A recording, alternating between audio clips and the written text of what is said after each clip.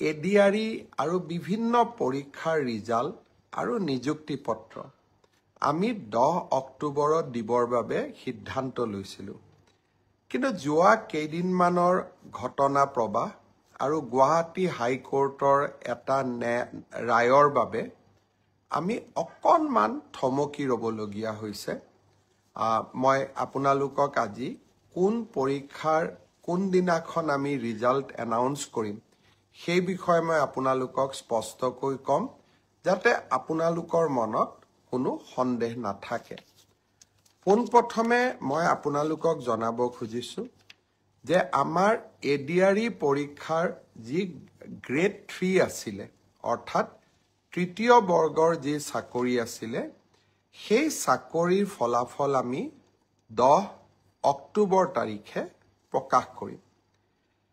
এডিআৰইৰ চতুৰ্থ শ্ৰেণীৰ যি পৰীক্ষা আছিলে, প্ৰায় 5000 পদ আছিলে, এই পৰীক্ষাৰ ফলাফল আমি 15 অক্টোবৰ তাৰিখে ঘোষণা কৰিম। স্বাস্থ্য বিভাগৰ বিভিন্ন পৰীক্ষাৰ ফলাফল, নন টেকনিকেল, টেকনিকেল, স্বাস্থ্য বিভাগৰ আটাইবোৰ পৰীক্ষাৰ ফলাফল আমি 12 অক্টোবৰ তাৰিখৰ আগতে ঘোষণা কৰিম। এলিমেণ্টাৰী প্ৰাথমিক বিদ্যালয়ৰ শিক্ষকৰ নিযুক্তিৰ বাবে আমি যি পৰীক্ষা বা আমি যিটো নিযুক্তিৰ প্ৰক্ৰিয়া আৰম্ভ কৰিছোঁ, সেই পৰীক্ষাৰ ফলাফল আমি 15ৰ পৰা 20 অক্টোবৰৰ ভিতৰত প্ৰকাশ কৰিম।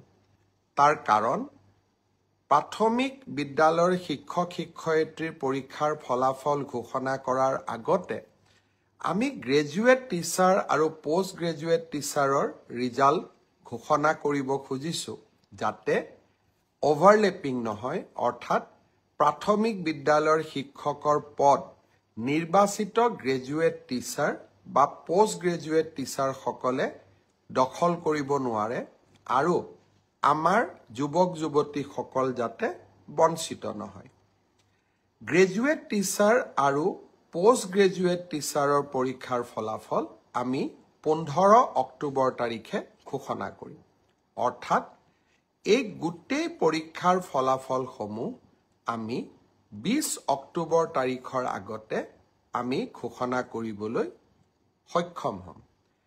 আপোনালোকে এতিয়া সুধিব যে পুলিচৰ পৰীক্ষাৰ ফলাফল আমি কেতিয়া দিম?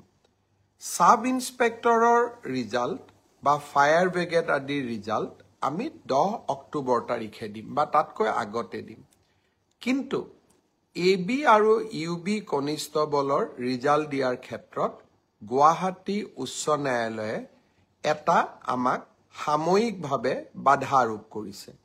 আমি আশা কৰোঁ সেই বাধা আৰোপ অতিক্ৰম কৰি, অৰ্থাৎ উচ্চ ন্যায়ালয়ক সন্তুষ্ট কৰি, আমি এই মাহৰ ভিতৰতে পুলিচৰো AB আৰু UB কনিষ্টবলৰ ৰিজাল্ট ঘোষণা কৰিব পাৰিম।